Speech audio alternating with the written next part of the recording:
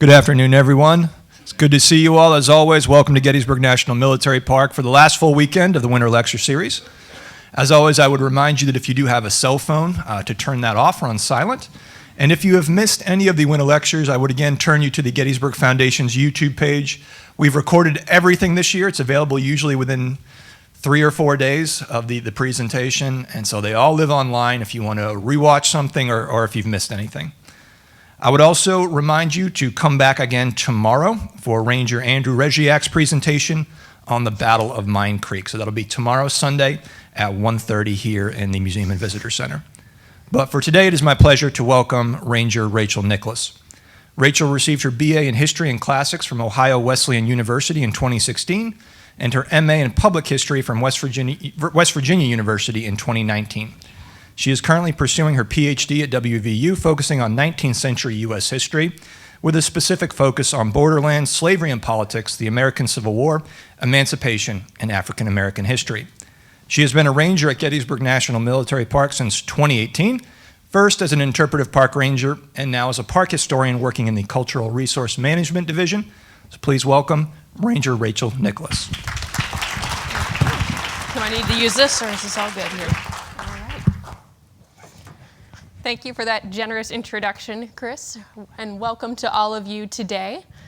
As he mentioned, one of my research focuses is borderlands, and the borderland I'm most interested in, usually, in studying, is the Mason-Dixon line, the traditional dividing line between free and enslaved labor in the antebellum period, right through here on the border of Maryland and Pennsylvania. But today, I'm not going to speak about the Mason-Dixon line as much as I'm going to speak about Washington, D.C., which will see its own borderland emerge in the early years of the American Civil War, which will eventually culminate in the passage of the Compensated Emancipation Act, which results in the emancipation of slavery in Washington, D.C. in 1862, almost a full year before the Emancipation Proclamation itself is issued, and several years, of course, before the 13th Amendment. This borderland, though, that I'll discuss, and I'll give you a more specific idea of what I mean by that, is both a very real dividing line as well as one that's imagined. It's one that is perceived. And today's program begins with a quote describing that borderland from a woman by the name of Minnie Folks, who was a 77-year-old formerly enslaved woman who in 1937 is going to give an interview with the Federal Writers Project for the Work Progress Administration. She is going to give an interview about her life because she is being asked specifically about what her life was like as an enslaved woman, for she was a young child in the years during the Civil War. And as she discusses her harrowing life in the 1860s and how she personally came to eventually experience freedom, she recalls Washington, D.C., and she says, "I think we all used to say then, Washington City, have you heard about that place? It's a great big city. That is the place where the president of this country stays." And she would also state in her interview that it was known as the dividing line for the North and the South, which is a very interesting statement when you consider Washington, D.C. in 1861 at the very beginning of the American Civil War.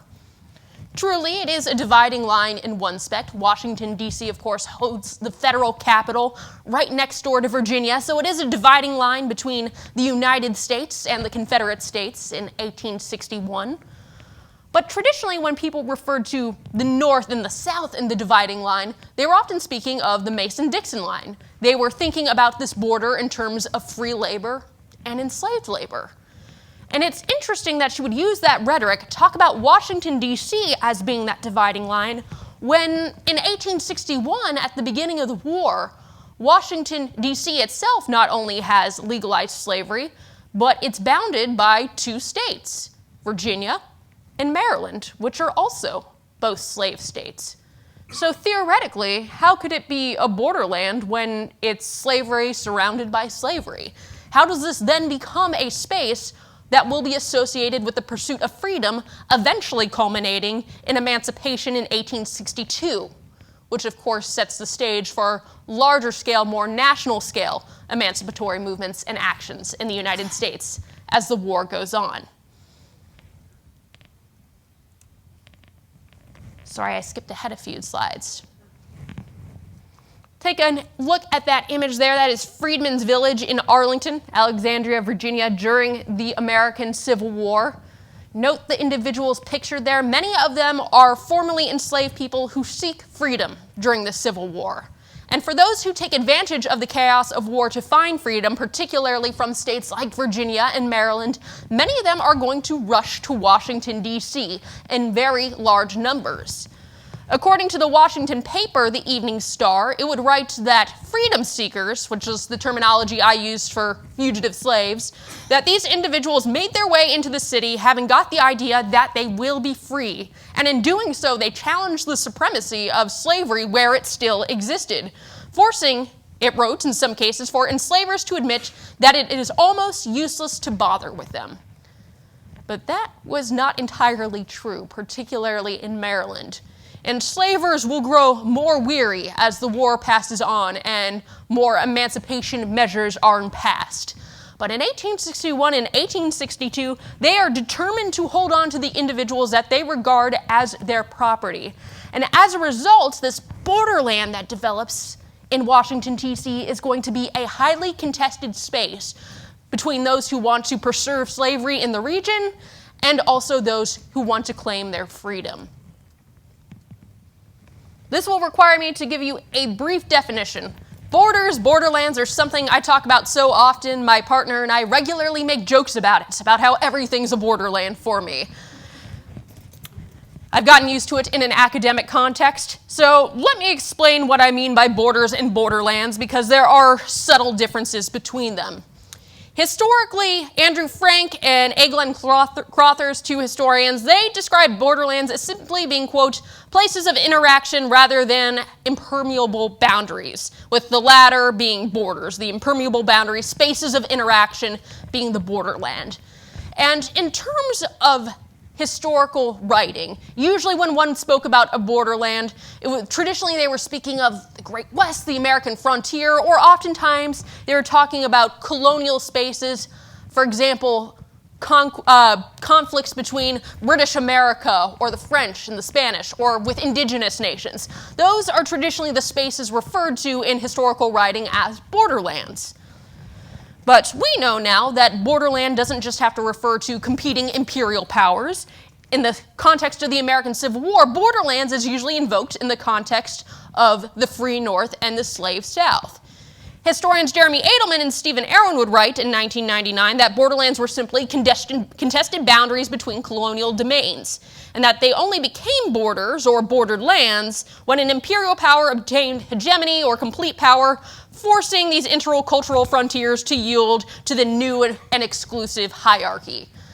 So per their definition, you have a border. This is a hard, impermeable boundary dividing two distinctly different spaces. Borderlands are these places where people come together, they interact. It can be in a positive context. It also can be in a warlike and violent context. In the case of the American Civil War, and it's certainly in the antebellum period, this was certainly a fraught boundary as enslaved people sought freedom, crossed into states like Pennsylvania, and in the process were pursued by slave catchers, which particularly in Pennsylvania would result in a number of legal conflicts as people in the North fought against the returning of those who were enslaved, especially as we build closer to the Civil War and this topic becomes even more contentious. So border, think rigid boundary line dividing two things, borderland, more fluid. Per the definitions provided by Edelman and Aaron, a borderland theoretically eventually becomes a border. But what I'm going to argue for you today is that in Washington, D.C., at least throughout the American Civil War, not only do you see the emergence of this borderland and eventually a very legal border between slavery and freedom when slavery is abolished in Washington, D.C., but that borderland remains throughout the Civil War because freedom and slavery are going to continue to be contested as the war goes on. So that's our big question. A border or borderland in Washington, D.C., what exactly is it?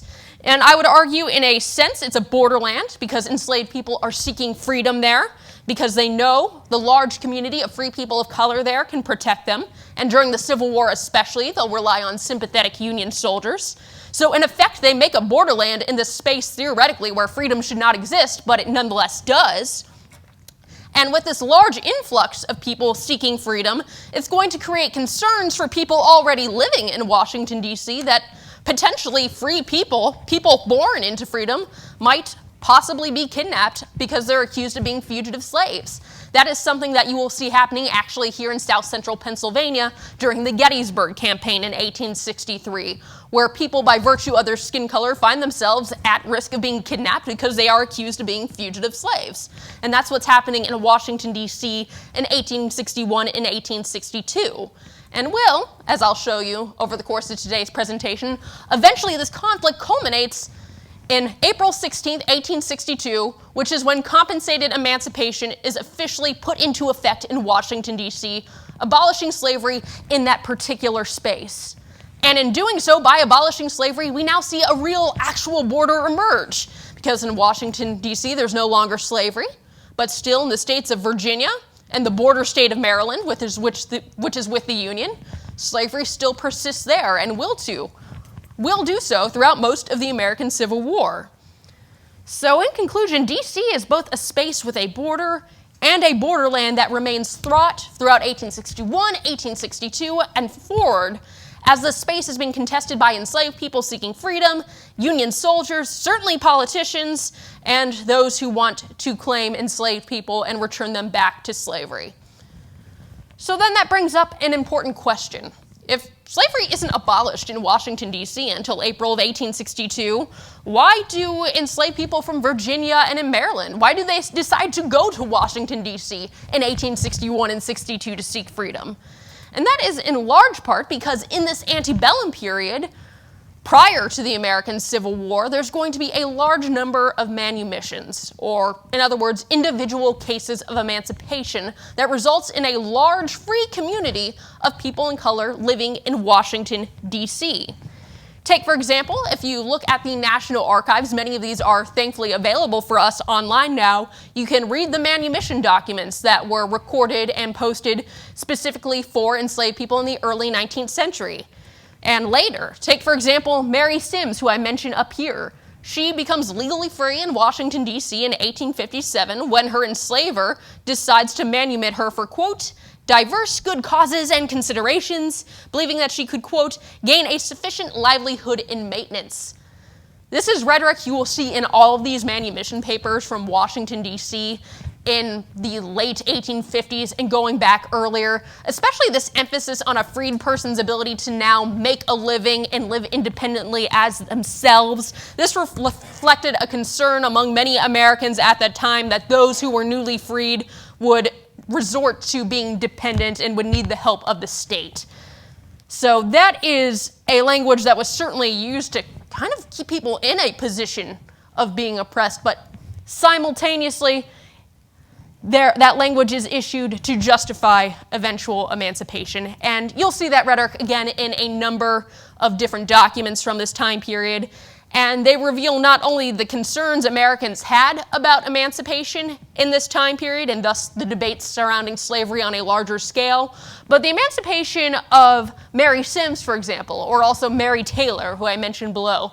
This indicates that slavery in Washington, D.C., while it could certainly be lifelong, it didn't always have to be, that years of coerced labor could eventually translate into meaningful freedom.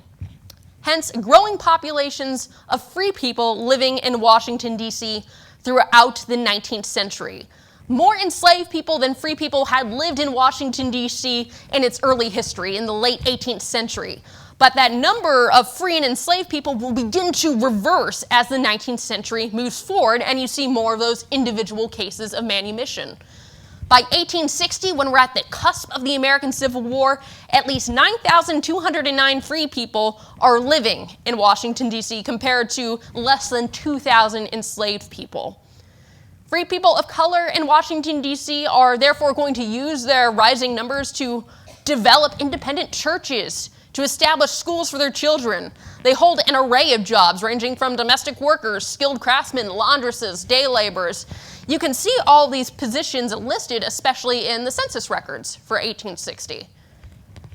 But you can also see some of them mentioned in the police records from the 1850s and going back, because they are more susceptible to being arrested for petty infractions. There's a strong policing culture at this time, particularly because of concerns about enslaved people escaping into Washington or from Washington and passing themselves as free people, where they will find respite from free communities of color in their schools and, of course, in their churches. This is an image of the First Black Methodist Church in Washington, D.C. As you can see, this image is much more modern. I believe this one was taken in the 1960s. But the congregation itself is almost as old as Washington, D.C. as the federal capital, established initially in 1816.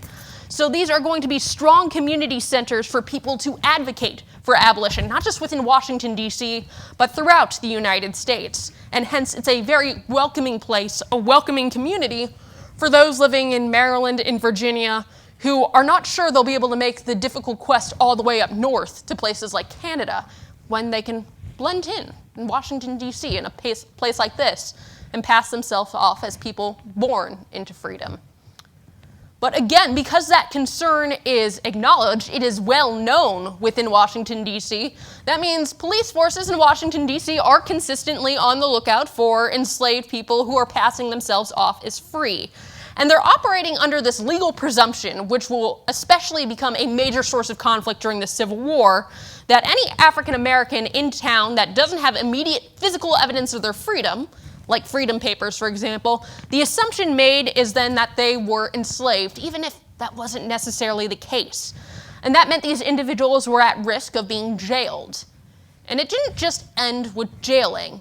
Not only were those suspected of being enslaved put in jail, but if they were not, quote, claimed by their, quote, rightful owners, that meant they could be sold into slavery to pay for their jail fines.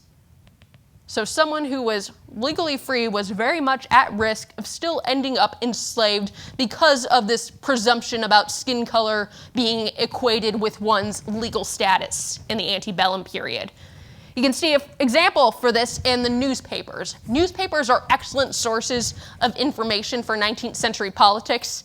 Now, like any sort of newspaper today, in the past, you do have to read through bias, but there's a lot of good information, nuggets that you can pull out there. And those include advertisements for individuals like John Crew, a man who was accused of being a, quote, freedom seeker or a fugitive slave.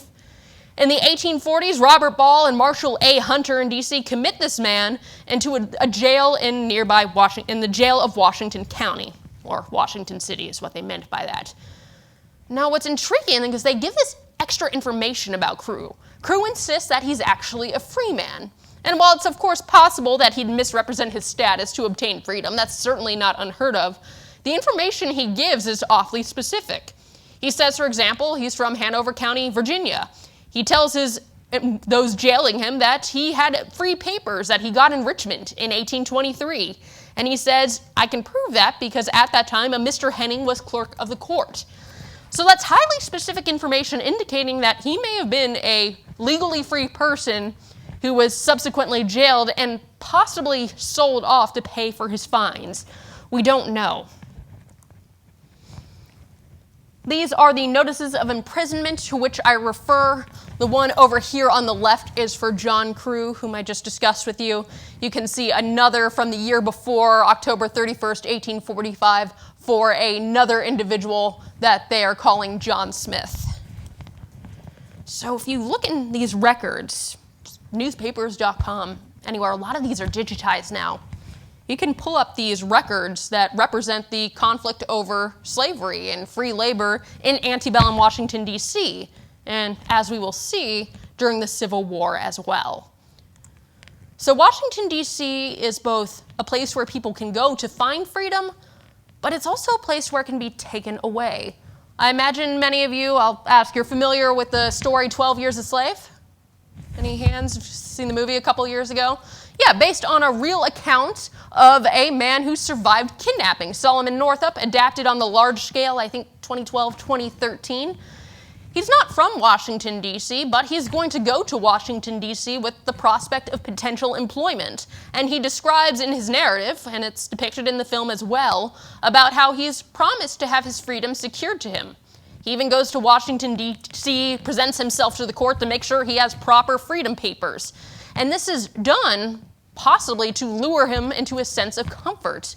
Because as he will recount in his narrative years after the fact, the implication is that he is drugged, and when he wakes up, he's being told that he's an enslaved person who's to be sold into slavery. So, legally freeborn person comes to D.C.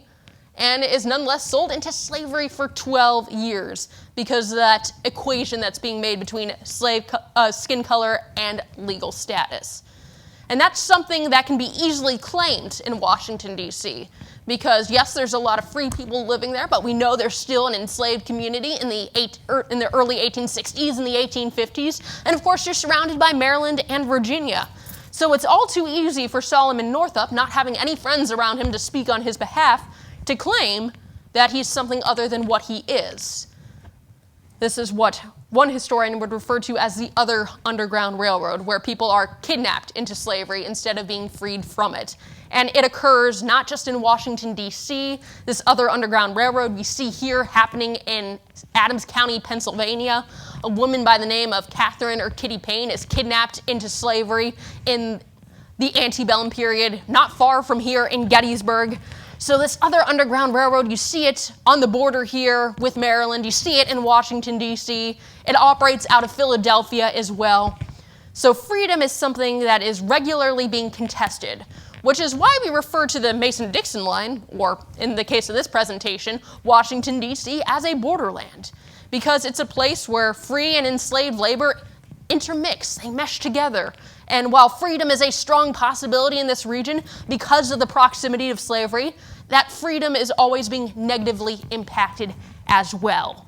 So it is very much a space of interaction and conflict that will continue throughout the antebellum period and, of course, into the American Civil War as well.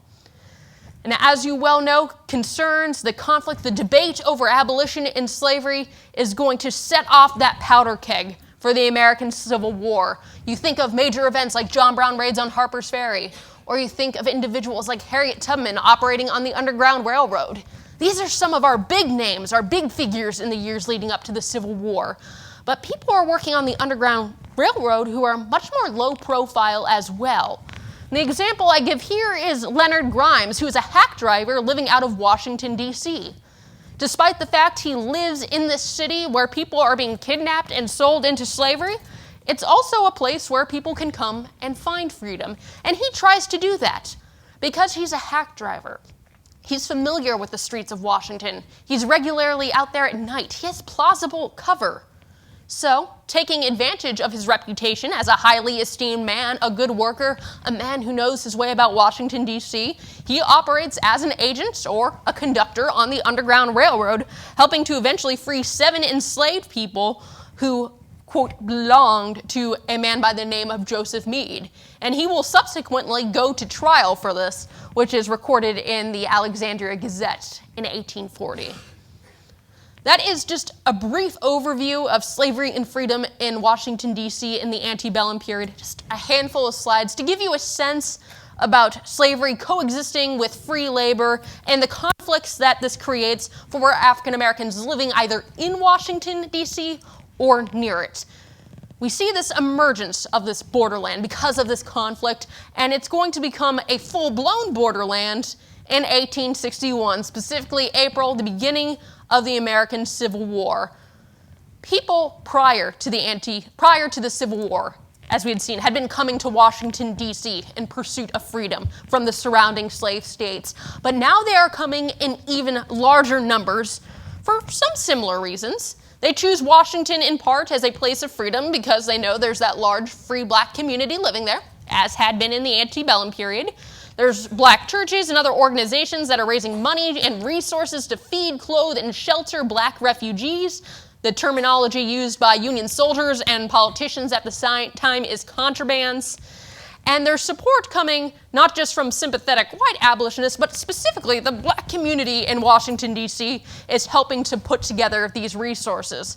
Take Elizabeth Keckley, for example, looking very elegant in this photograph. She is the White House dressmaker for Mrs. Lincoln, so she's a prominent figure in her community, and she uses her prominence and her social position in order to found what she calls the Contraband Relief Association. So, quote, she says, affluent people of color can go to work to do something for the benefit of those who are suffering, specifically those who are suffering and escaping from slavery.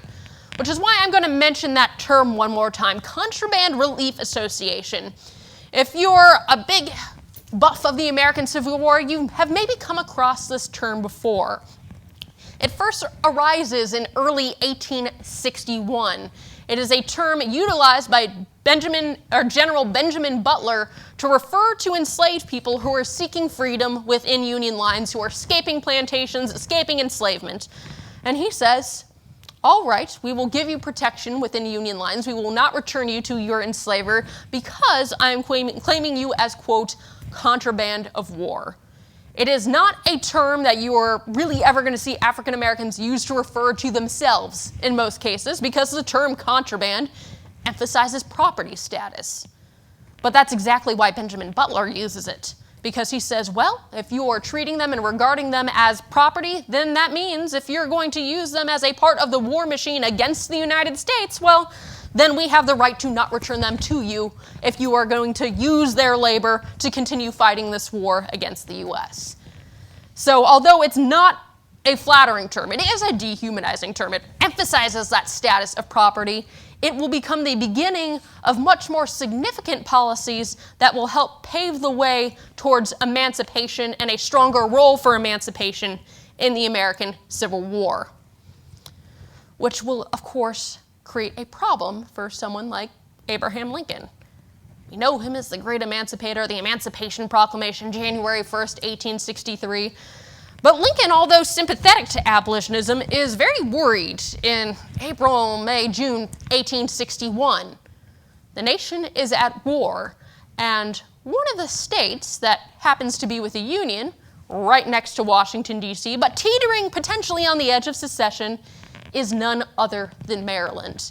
And Abraham Lincoln realizes if emancipation becomes the strong message that he puts at the forefront of the war in 1861, he is very much at risk of having Maryland secede, which would, of course, then put Washington, D.C., the federal capital, right in between two Confederate states, which Abraham Lincoln cannot have.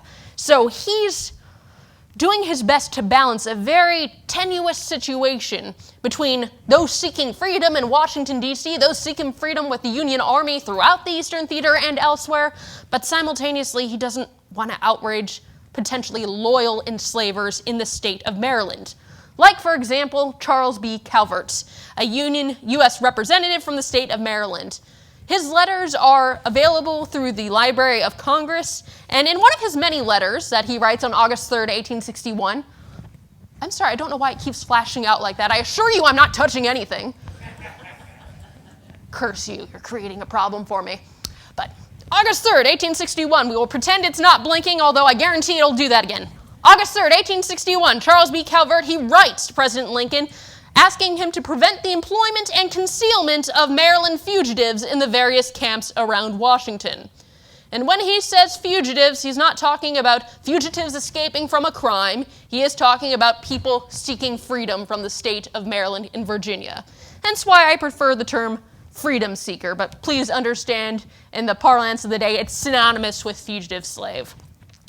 So the federal camps, Calvert will write, in Virginia and Maryland are filled with, quote, slaves from Maryland, he says, and it's certainly, he writes, the duty of the government to put a stop to such a violation of our rights by arresting all such persons and delivering them to their rightful owners. So now Abraham Lincoln is essentially being told, all your soldiers in and around Washington, D.C., your soldiers going through Maryland, if they are protecting or concealing someone who has unlawfully fought for their own freedom by escaping from the person who enslaves them, then he says it's your duty, Abraham Lincoln, to make sure your soldiers comply and return them back to slavery. Otherwise, there's that very real risk, especially in the early years of the war, of Maryland potentially seceding. And that fear that Maryland secede, it's just something that will be exploited by the Confederacy. Most notably, a year later, 1862, Robert E. Lee is going to make his way into Maryland and fight at what significant battle? Yeah, exactly. And Robert E. Lee and his men are making their way into Maryland with the purpose. They want to take advantage of potential Confederate sympathy so the state will secede. And that had seemed like a real probability to him in 1862. And it certainly seems like a real probability to Lincoln in 1861. But nonetheless, Union soldiers on the ground are going to, in many ways, work together with enslaved people. Not that they're necessarily friendly with one another, but they find they have mutual goals. That is, the mutual goal to undermine the Confederacy, and so they can forge a relationship that is beneficial to both. And that is what results in that aforementioned word, contraband, when Benjamin F. Butler in May of 1861 decides to conceal 3 black refugees as, quote, contraband of war. But mind you, he uses a very specific qualification. According to Benjamin F. Butler and other generals like him and Union politicians eventually, this contraband of war policy is acceptable, and it can still be seen as acceptable despite the fears they have about Maryland seceding because, quote, the people he's supposed to be providing protection to are actively using their labor against Union forces. Take, for example, Fred Baker, Shepard Malloy, James Townsend. These are the ones who seek freedom in May of 1861. They are the ones who go to Fortress Monroe. They basically say, hey, you should protect us. You should not send us back into slavery because they've had us working on building an artillery battery across the way, which is, by the way, going to be pointed right at you. Benjamin Butler takes note. So early on, contraband policies as practiced on the ground are technically only supposed to apply to enslaved people seeking freedom whose labor is being used against the United States. Someone who just wants to seek freedom from the state of Virginia, they theoretically wouldn't qualify under those described protections. But the protections will get broadened over time. Because although Lincoln wishes to appease Calvert and other border states, Maryland especially, but also places like Kentucky, radical Republicans in Congress are eager to codify into law what Butler has started at Fort Monroe. So in August of 1861, just a few months after the Civil War, and notably 3 days after Calvert sent that letter to Abraham Lincoln, the first Confiscation Act is authorized, and it allows federal soldiers to, quote, accept, quote, contraband of war who work for Confederate military services, but it excludes the enslaved property, air quotes, of loyal masters. This is specifically language that is used to target Maryland. This is the U.S. Congress saying, hey, yes, we are accepting, quote, contraband of war, but if you prove you are loyal to the United States and you are an enslaver, you are a slaveholder, then you will be fine. You will be excluded from this. We will, quote, protect your rights to enslaved human property, they say. But nonetheless, African Americans who are enslaved in Maryland, Virginia, they see that Union soldiers are now accepting some of them into their ranks, not returning them to slavery. And they're not going to pay attention to that particular little caveat. They're going to say, this is our chance to have protection, to achieve a legitimate freedom in the chaos of war. So individuals, refugees, coming from border states like Maryland, start escaping into Washington, D.C. They start joining Union lines. And they're also aware that there are exceptions, that they might not be protected if their enslaver is known to be loyal to the United States. So they have to pass themselves off either as being from a, quote, rebel state like Virginia, because in August of that same year, Secretary of War Cameron will prohibit Union soldiers from returning anyone who's enslaved who has escaped from a Confederate state or a state that's in, quote, rebellion. And so individuals who are excluded from that particular language, like Maryland enslaved people with, quote, loyal enslavers, they're going to have to find some other way to find freedom. They're going to have to essentially manipulate the politics of this borderland region. And they do that in a rather clever way. And we have a good record of this. It's not very often that we can get the words directly from people who experienced enslavement. We're lucky, for example, we have the Federal Writers Project from the 1930s. We can hear their words. And we get them directly as well from military records in 1861 and 1862, because interviews are being conducted then. Union officers who recognize that they're only supposed to, quote, accept particular contraband of war into the army to protect them, they decide to start asking questions. Of all the people who come within Union lines seeking freedom, they're asked questions like, where are you from? What's your state of origin? What's the allegiance of your enslaver? Is he sympathetic to the Confederacy? They ask about their cause of flight to ascertain, quote, basically, which enslaved people qualified for protection under the First Confiscation Act. And from these interviews, we get a lot of on-the-ground information, particularly from the 12th Army Corps, which is posted in the Shenandoah Valley in early spring of 1862. They will conduct a series of interviews with people they deem to be refugees, deserters, and contrabands of war. And it's not a coincidence that the individuals they identify as being enslaved and from Maryland almost always say, yeah, well, we escaped because our enslaver happens to be loyal to the Confederacy. Now, it's very possible that was also true, but it's worth recognizing that it was certainly to their benefit to say that about the person enslaving them, because that would guarantee protection with the United States Army. So for some, it meant telling the truth. For others, it meant portraying themselves as runaways from Confederate states or exaggerating the treachery of the person who enslaved him. Take, for example, James Meyer. He's an enslaved man who comes from the area, he says, of Point of Rocks, Maryland, right there on the border. And he says his enslaver would have, quote, joined the Southern Army had he not been feeling so sick. James Bailey, similarly, writes and discusses his struggles, saying, I was hauling for the rebels all kind of furniture from Winchester to Strasburg at the behest of his enslaver who lived in Baltimore. So these are two men who identify themselves as having origins somewhere within the state of Maryland, and they're both saying the people who enslaved us were either using our labor to fight against the United States, or, quote, we had enslavers who were sympathetic to the Southern Army, because all that information would qualify them for protection by United States forces. You can see some examples of it here. I recognize I don't have a lot of pictures to show you. We got a few like Elizabeth Keckley, for example. So I've chosen to substitute for that some pictures of the actual sources I'm using. These came directly from the National Archives a couple of years ago. And although I'm just showing you two men here who were interviewed, for example, that book was full of well over 100 individuals who were enslaved and seeking freedom, various refugees, sharing their stories, what their lives were like, why they were fleeing, for instance, and what they hoped they could gain by seeking freedom within Union lines. It's a really intimate look close up on the ground. And while they're not perfect sources, after all, the questions are being asked of them, so these are very particular structured questions, you're able to glean something from those records about life on the ground in this tumultuous period in which freedom and slavery are constantly crashing with one another.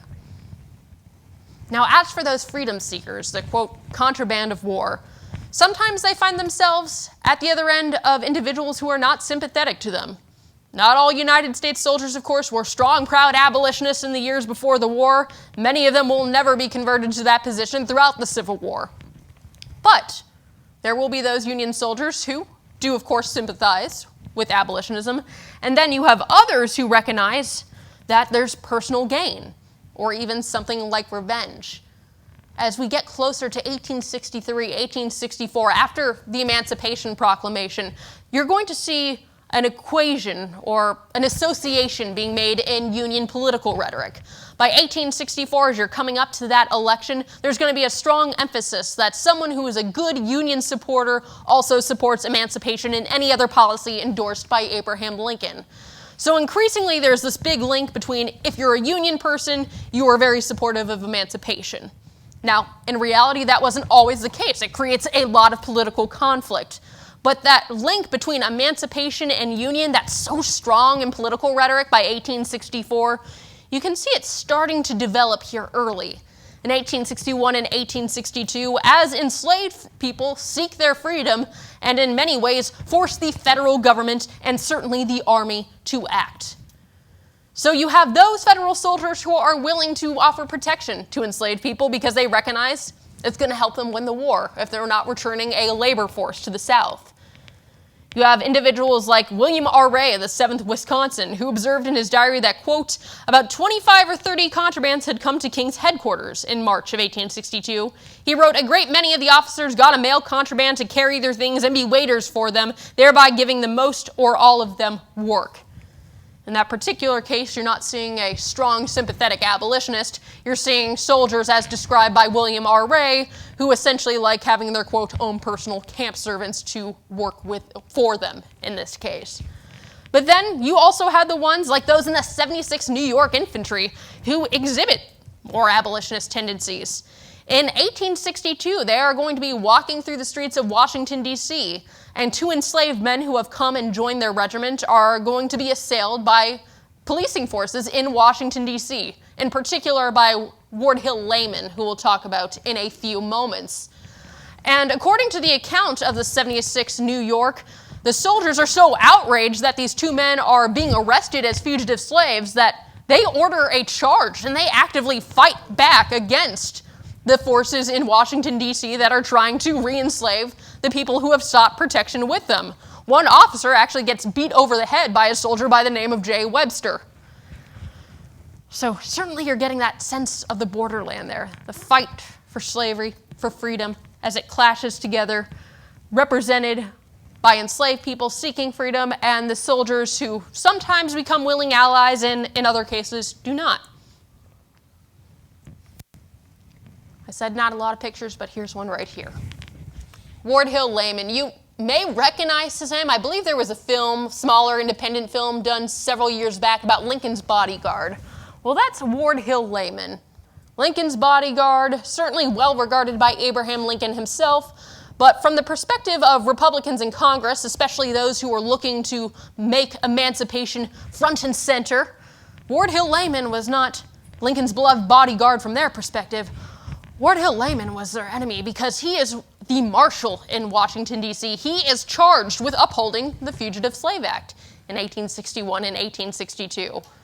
You may be familiar with that particular act. Passed in 1850, that was one of the big precursors to the American Civil War because it required people living in states like Pennsylvania, even if they were wildly opposed to slavery, to participate in helping to return enslaved people back to Virginia, back to Maryland.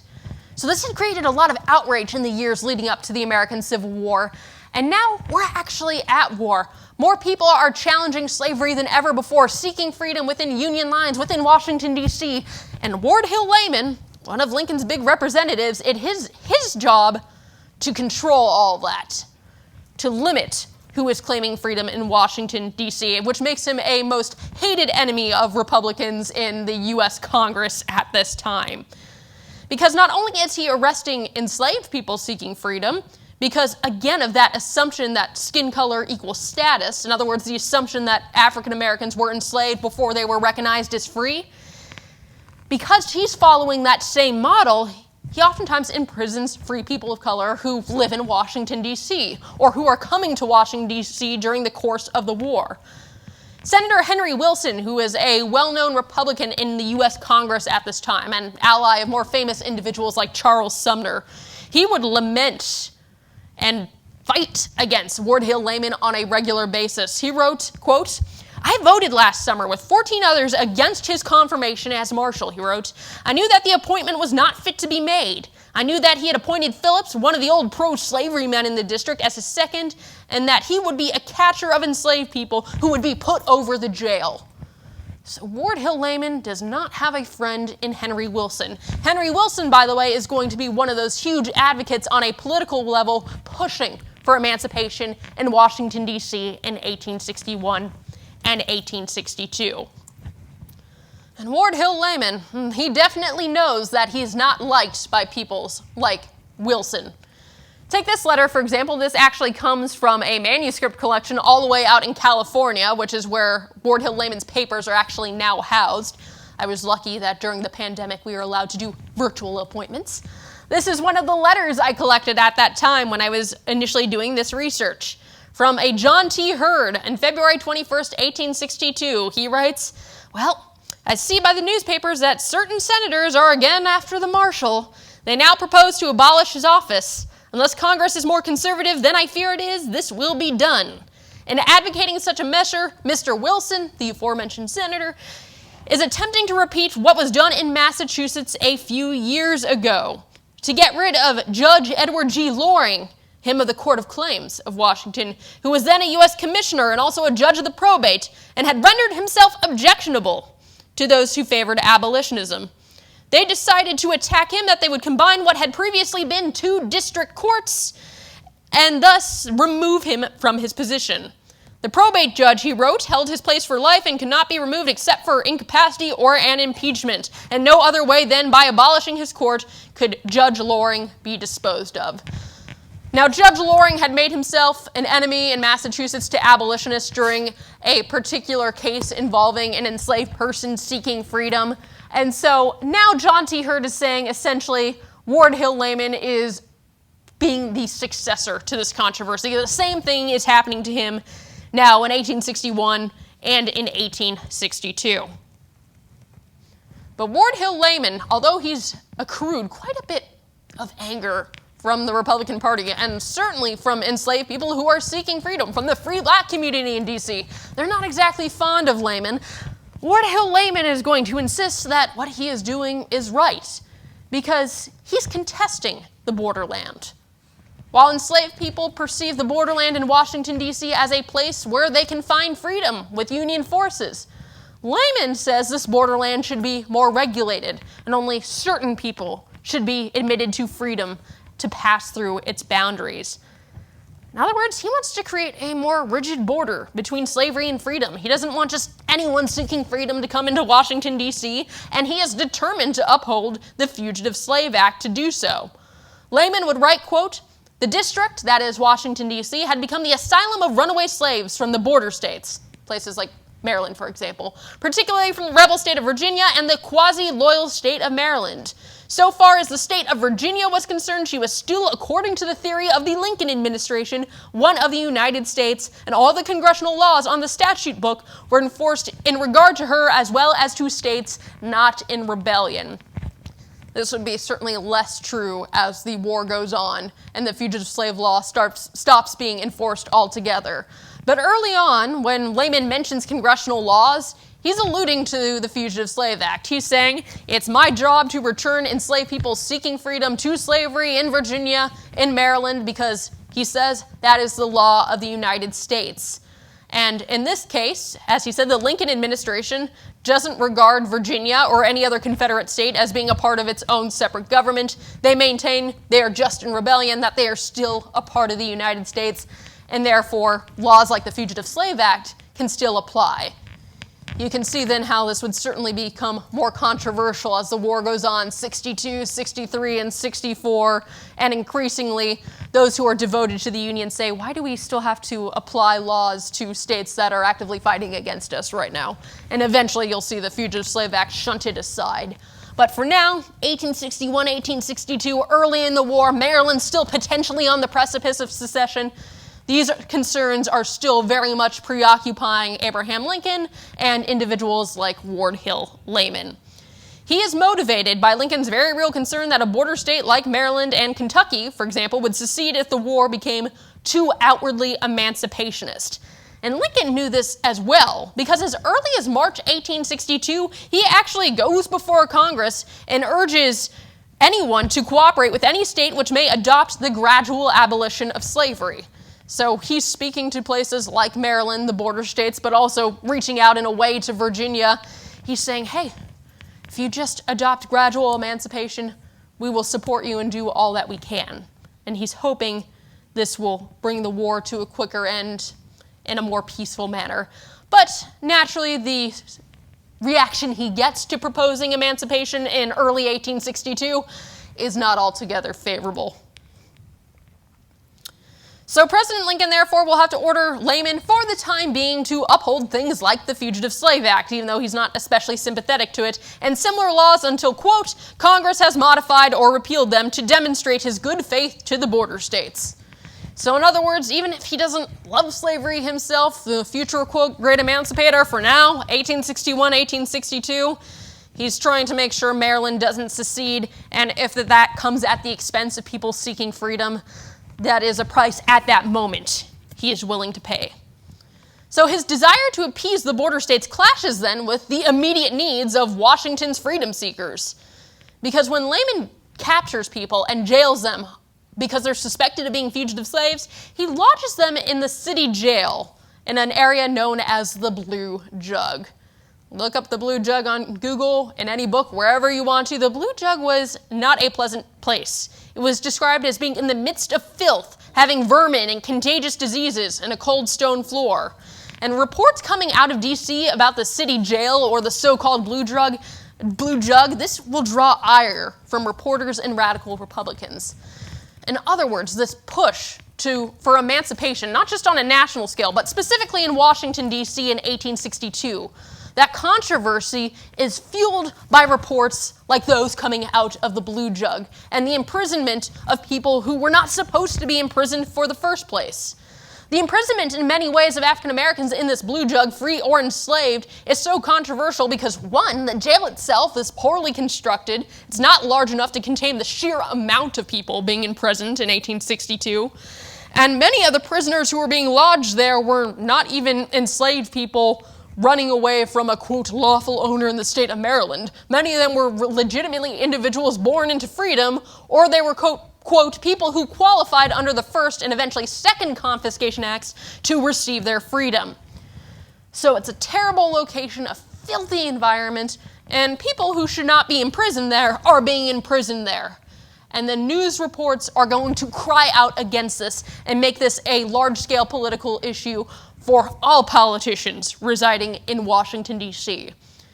Henry Wilson, whom we mentioned earlier, he is going to lead the way as one of the radical Republicans pushing for emancipation in Washington, D.C. He delivers a fiery speech condemning, quote, a race of official and unofficial manhunters. And make no mistake, the official manhunter he's talking about is most certainly Ward Hill Lamon, one of his sworn enemies.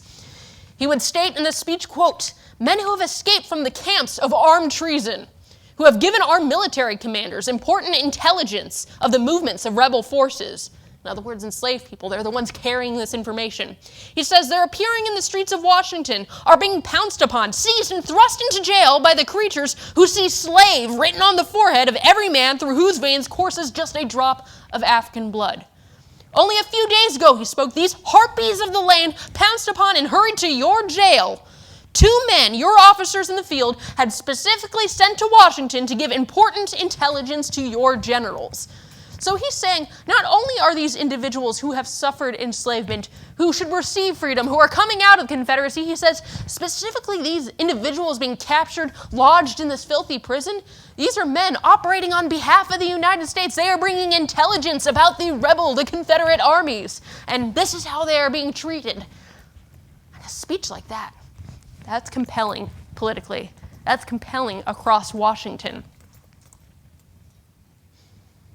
And more people will hear about it, not just on the floor of Congress, but when Allan Pinkerton, yes, the same name associated with the Pinkertons of associated with labor uprisings, when Allan Pinkerton publishes a report from the Blue Jug.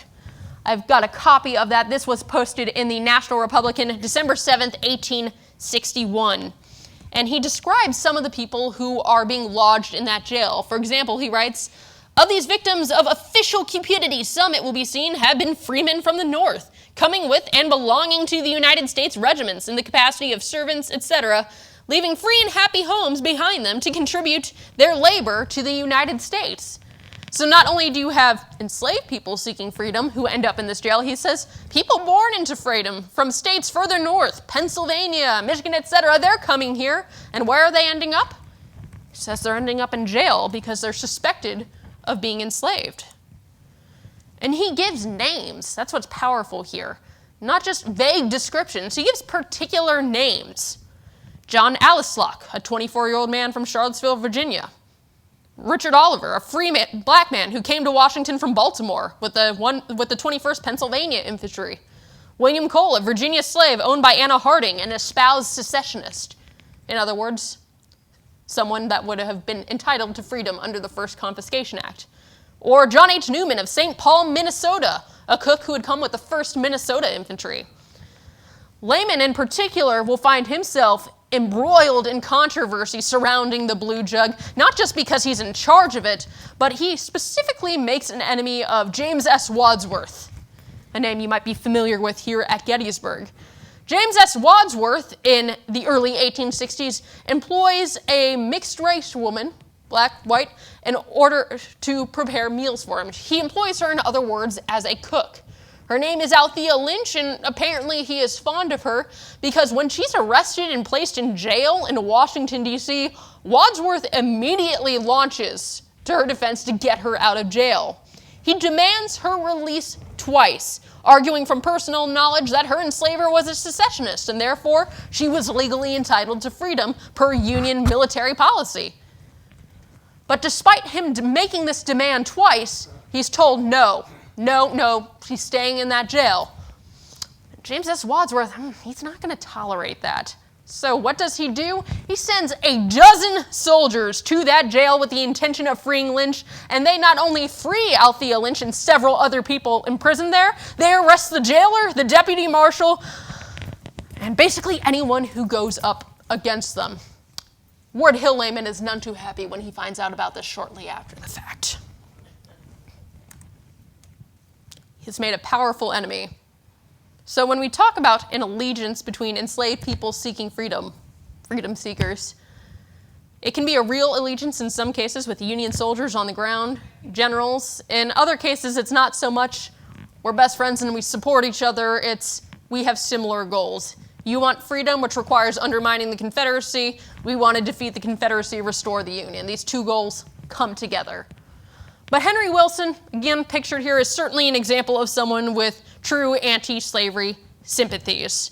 He thought the kidnapping of free people of color in Washington, D.C. would never stop as long as he thought that would never stop and that enslaved people with legitimate claims to freedom would continue to be imprisoned. He said as long as the words slave and black were regarded as synonymous. Remember that quote I read earlier? He said about how slave catchers looked at anyone in D.C. who was black and just saw the word slave on their forehead because of that presumption of race and legal status. Henry Wilson identifies this as the central trouble in Washington, D.C., one of the central causes of why free people or people entitled to freedom per Union policy are being lodged in these prisons. And he says the only way this can be overcome is if we just flat out abolish slavery in Washington, D.C. Now, that's certainly not going to be the only reason offered for abolishing slavery in Washington, D.C., but notably this controversy surrounding free people, enslaved people, the debates between slavery and freedom that occur as more and more people seek freedom in Washington, D.C., that is going to be central as a motivation. It's going to be a crucial context for understanding why Republicans in Congress will specifically push for emancipation in Washington, D.C. in 1862. Wilson himself says he denounces, quote, the monstrous legal presumption that color is evidence of slavery, because he said it enabled the false arrests of free black people and contraband of war evading Confederate service. In his speech advocating for abolition in Washington, D.C., he would also describe colored men of the free states, he wrote, being seized and imprisoned in our jail as runaways by constables and by that race of man-stealers, the legitimate offspring of this doctrine that color is presumptive evidence of slavery. That's powerful language right there. And he's deliberately using that term man-stealer. If you go through newspapers, political speeches in the antebellum period, the other group that frequently uses the term man-stealer will be enslavers who argue that abolitionists helping people to freedom are man-stealers. But now here's Henry Wilson saying the true man-stealers are those forcing people into slavery or back into slavery. So that's a deliberate use of rhetoric he's doing there. Wilson believes ultimately the eradication of slavery in Washington, D.C. will be integral to overcoming this, quote, legal doctrine, this presumption of slavery. And it will be one of those key arguments that eventually results in emancipation in Washington, D.C. And with emancipation, a true legal border in which D.C. has free labor and the states surrounding it still maintain enslaved labor, Virginia, and of course Maryland, which will not abolish slavery till November of 1864, just as we get to the very end of the war. Though that is a fascinating story for another day. The Compensated Emancipation Act will be passed by the Senate on April 3rd of 1862. So we're not even a year into the war yet, but already Washington, D.C. is taking this significant step forward, something that many people would have never predicted happening in 1858 or 1859. Senators at this point doubt Congress's authority to abolish slavery in all the states. Hence, Emancipation Proclamation will have to wait a little while yet. And even the Emancipation Proclamation won't apply to states like Maryland. But this is a first step towards more emancipatory, towards stronger abolitionist policies during the Civil War. And it will be enacted in D.C. in April of 1862 because Congress at that time, while they're not sure that they can abolish slavery elsewhere, they believe they have the authority to do so specifically in Washington, D.C. And to help make amends, or at least assure a more peaceful transition, they offer those who enslaved others up to $300 for each enslaved person that was freed by the Emancipation Act. Of course, those enslavers were not particularly happy with that sum of money. They argued that they were essentially being lowballed. They were getting nothing equivalent to the price that they should have been offered. But in the opinion of many radical Republicans, well, we offered you the chance before and you turned it down then, so too bad. But despite this promise of compensation, not only predictably are enslavers in the Washington, D.C. not happy, but some of the people most outraged by the passage of emancipation, which is officially implemented on April 16th. Some of the people who are the most angry about this are enslavers not living in Washington, D.C., but in Maryland and nearby Virginia, but especially Maryland and also Kentucky. Maryland and Kentucky are border states, and forgive me if I did not properly define that up unto this point. The term border state in a specific American Civil War context refers to those states that legally maintained slavery throughout much of the war, but still remained with the United States, or in other words, did not secede and join the Confederate States. Those are the border states.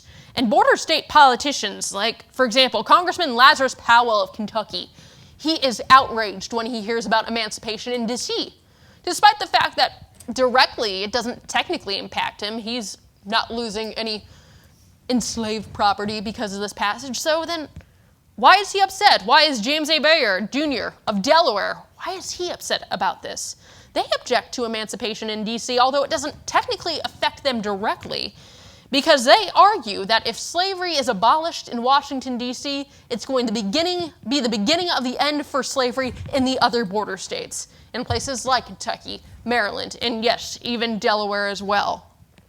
Bayard surmised that abolition would, quote, be deleterious, first to the city of Washington, next to the state of Maryland, then to the state of Virginia, and then by effect of its indirect influence to the state of Kentucky and the state of Missouri. What Bayard is saying, he's arguing that by creating a border between free and enslaved labor in Washington, D.C., that it's going to eradicate the Mason-Dixon line altogether. He argues that instead of creating a border with free labor on one side and slavery on the other, that abolishing slavery in Washington would be enough to eradicate slavery everywhere in the United States, permanently eliminating that dividing line between free and enslaved states that many folks talked about in that introductory slide. He sees this as the beginning of the end, the beginning of emancipation becoming increasingly important to the Union war effort during the Civil War. And of course, with the benefit of hindsight, we know he was not wrong about that.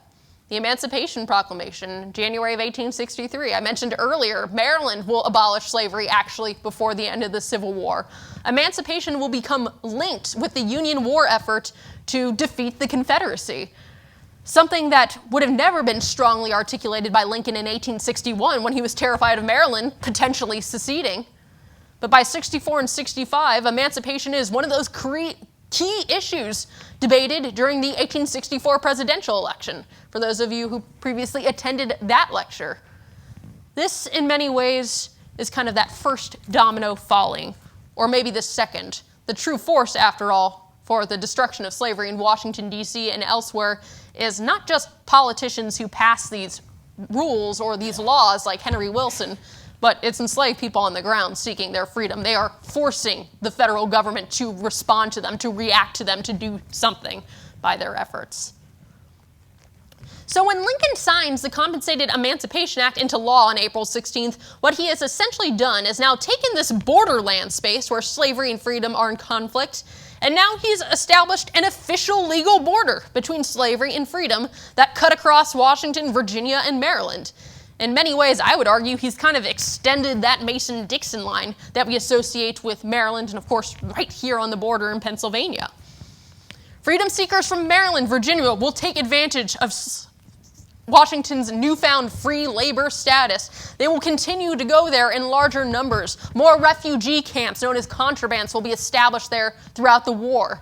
The New York Times will assert upon good authority that since the District Emancipation Bill has passed, over 1,000 fugitives have come into the district from Maryland alone. And that's crucial that they're identifying Maryland. So it's not just people from Virginia or further south. Again, it's individuals who were supposed to be exempted from these laws, individuals who were supposed to remain enslaved. They're taking advantage of this chaos, of the promise of emancipation in D.C., and they are claiming it for themselves in large numbers. Now, mind you, the National Republican of Washington, D.C. will try to distance itself from, quote, unlawful contrabands. And it will say, well, only 1 or 150 contrabands in the city of here, and of these, not more than 5 or 10 are actually from Maryland. But if you look at the flurry of angry letters, and there are a lot of angry letters coming from enslavers in Maryland and nearby places, they indicate that a large number of people are leaving and very likely seeking refuge within Washington, D.C. That is partial text from the Compensated Emancipation Act. And I'll move forward here to give you some examples. How do we know people are going to Washington, D.C.? It's not just that accounts are appearing in newspapers of people seeking freedom there, but again, slaveholders in Maryland are writing very angrily to Abraham Lincoln and others that, hey, our quote property is leaving us and you're not returning them. What's up with that? Take Frank H. Stockett, for example, who's a citizen of Anne Arundel County over in Maryland. I'm sorry if I mispronounced that. He petitions Lincoln for the return of a man by the name of Latham Duval, about 34 years old, and his friends Tom Johnson and Ben Brown. He writes this letter asking for them to be returned. The aforementioned Charles Calvert, let me go back here. He blames emancipation for Maryland's increasingly footloose slaves, and not just emancipation in general, he's specifically blaming emancipation in D.C. He writes, "My constituents are hourly suffering great losses from their slaves being entered into this district since the passage of the bill abolishing slavery. And I have been informed by one of the sufferers, that the United States Marshal for this district told him that he could not execute the writ issued for the arrest of his servants." So, 1862 here, even though theoretically this should be a border between slavery and freedom, people are still crossing that border to claim their freedom. And there are those who are siding with them over in Washington, D.C. to ensure that they are able to keep it. But there are simultaneously still people like these enslavers, slave hunters. They are, of course, challenging those who are seeking freedom in Washington, D.C., just as they did in 1861 and just as they did before the war broke out. So despite the fact that we have a legal border now, we have a law that says slavery does not exist here in Washington, D.C., but slavery does exist elsewhere on the other side of this border, people are still contesting this landscape. They're still fighting to preserve their freedom, or on the opposite side, to have that freedom taken away. Slaveholders in Maryland and officials in Washington continue to apply the Fugitive Slave Act to freedom seekers with ostensibly, quote, loyal enslavers. In doing so, they prevent the borderland from disappearing even after this legal border is established. A writer for the New York Times would write and say that Maryland contrabands, quote, Maryland freedom seekers, they threw themselves under the protection of the military committee and declared their masters rebels, even though, quote, many of the latter have caused writs for the arrest of their slaves to be put into the hands of Marshal Lamon, who under the Fugitive Slave Act in 61 and 62 was obligated to, quote, execute the warrants or suffer the extreme penalty of the law. But although there are those attempting to enforce the Fugitive Slave Act like Lamon, As we've seen, there are other officials in D.C. who are actively fighting against it, certainly Union soldiers on the ground, and this frustrates enslavers throughout the United States, but especially in Maryland. And finding that the law isn't always serving them as they hoped it would, they start to resort to their own form of vigilante justice, as described by Lafayette C. Baker. By 1863, so after the Emancipation Proclamation, after the Compensated Emancipation Act, as emancipation is becoming even more central in the main message of the war, Lafayette C. Baker would write, "It is well known to you, sir, that large numbers of slaves owned in Maryland, actuated by a supreme desire to participate in the blessings of freedom enjoyed by their fellows in this district, are daily, almost hourly, making attempts to escape from their masters and fly for refuge in this city," in Washington, D.C. "The slave owners of Maryland," he writes, "whose plantations are becoming desolate by this constant exodus of their chattels, no longer relying upon the protection of their own laws, and legally constituted authorities have in many cases formed themselves into armed bands for the purpose of pursuing and recapture escaping slaves." So that conflict that we saw in the early Civil War and the antebellum period, it's still continuing. Even with the abolition of slavery in Washington, D.C., that will continue throughout the Civil War, certainly beyond the Emancipation Proclamation, and really won't see a more formalized end until the passage of the 13th Amendment, which actually abolishes slavery in the United States. A topic of research interesting to me that I hope to further pursue is to understand that once the 13th Amendment is implemented, what becomes of this borderland of slavery and freedom? Is it gone, or does it reconfigure itself in other ways as new forms of oppression are introduced to substitute for slavery? I don't have a full answer to that yet, but this research inspired that question. So I'll leave you with some concluding thoughts today. Today's presentation focused largely on 1861, 1862 in D.C., those initial conflicts that would help bring about eventually emancipation in the district. At the beginning of the war, we saw many African Americans trapped in slavery are breaking their own bonds. They are beginning to seek refuge in Washington, a place many of them had already associated with freedom in the antebellum period because of the large free community of color that lived there. But as they try to fight for that freedom, they clash with slaveholders. They clash with allies in the Fugitive Slave Act, like Hill Lamon, who had arrested freedom seekers in the years before the war as well. These rival groups had competing ideas about what this borderland should look like and who should be entitled to freedom, and they ultimately unsettled it in their own way. As we saw, African Americans and Union soldiers, although not all Union soldiers, but many of them, because they had shared interests throughout the Civil War defeating the Confederacy, they were willing to work together enough to help give Congress the incentive needed to at least abolish slavery in Washington, D.C. in 1862. And eventually, of course, the Emancipation Proclamation in 1863. But with this newfound absence of slavery in Washington, D.C., this creates what I said is a legal border. Slavery doesn't exist in Washington, D.C., at least legally. It does continue to exist in Maryland and Virginia. But in spite of that, this passage, this abolition of slavery, it doesn't alter the status of Maryland's fugitive slaves. Despite the hopes of someone like Henry Wilson, who wanted to see less arrests of free people of color, of people escaping slavery, that doesn't altogether stop just because slavery is abolished in D.C. in 1862. That conflict between slavery and freedom will continue within D.C. and certainly along the Mason-Dixon line here in communities like Gettysburg. So what I would argue then emerges in D.C., at least in 61 and 62, is not a pure borderland or border. It's really an imperfect border complicated by this presence of an enduring borderland. It's not a true dividing line as many folks described it. It is a highly contested space where different actors come together, fight, or sometimes cooperate to determine what freedom will mean and what it will look like in the United States as the war continues and eventually when it reaches its end. Thank you.